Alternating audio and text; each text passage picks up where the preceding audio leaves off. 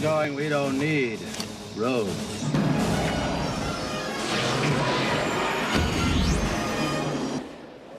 What the hell is going on here?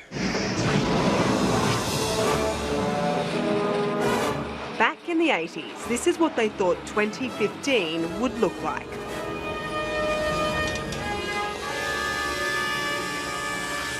There were the self-drying clothes. Drying clothes on. The home food rehydrator. Hydrate level 4, please. Okay, so there were plenty of predictions that were wrong. But, on the other hand...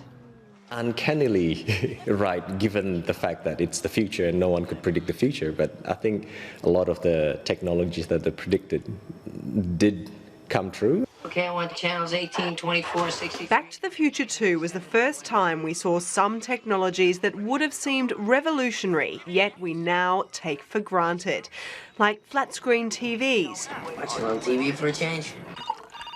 Wearable communication devices and home video calls.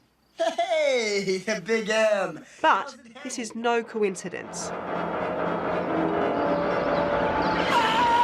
Films actually shape the way in which people desire things, the things which they want, and in turn, what companies, what technologists, what scientists actually go out and create. All I want is a Pepsi. Back to the Future, the theory goes, actually helped create the future we now live in.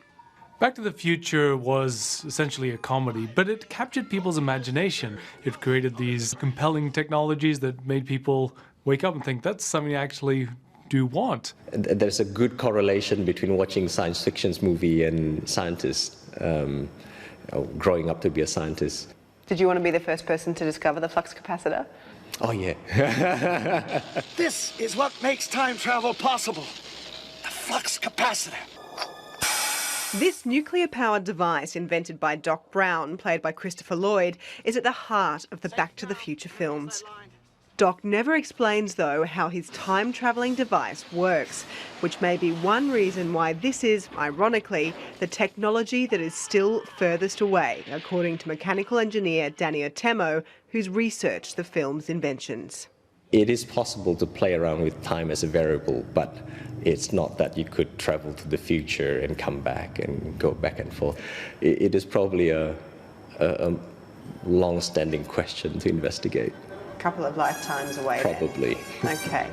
Hey, stop! Little girl, little girl. There is one invention, though, that is tantalisingly close. Hoverboard.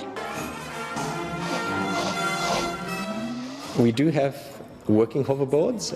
There are 2 companies working on it in the world.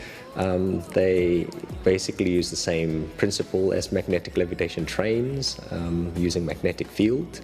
So you can levitate on conducting ground, you can levitate on magnet rails, but you can't levitate on arbitrary surface as shown in the movie yet. And then, of course, there's the flying DeLorean. This one is still firmly on the ground. And while we do have vertical liftoff technology for fighter planes, don't expect a sky highway anytime soon.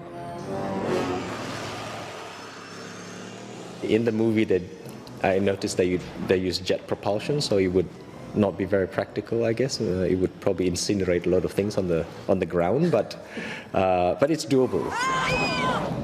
So not an idea traffic planners would relish, no matter how bad peak hour gets. But as much as the Back to the Future movies have influenced our technological life, there are profound developments they missed. Some of the very important things that Back to the Future did not anticipate or predict were the internet, smartphones, virtual reality, some of these technologies which have really fundamentally shaped who we are today and the nature of our society.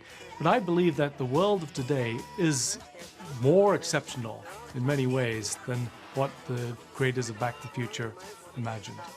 As fans mark the anniversary, futurists are turning their minds to what a movie being made today about life 30 years in the future might include.